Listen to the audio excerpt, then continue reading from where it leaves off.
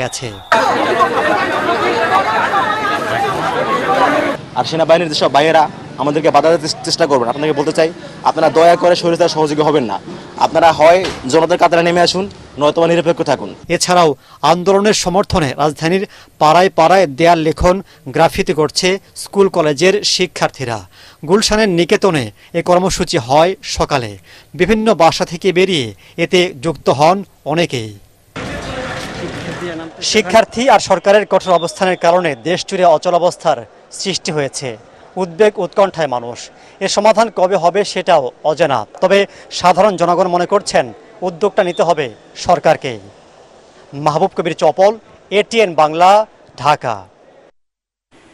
অসহযোগ আন্দোলন সফল করতে শিক্ষার্থীদের লং মার্চ টু ঢাকা কর্মসূচির সাথে একাত্মতা ঘোষণা করেছেন অবসরপ্রাপ্ত সেনা কর্মকর্তারা। রাজধানীর মহাখালীতে রাওয়া ক্লাবের সামনে মানববন্ধন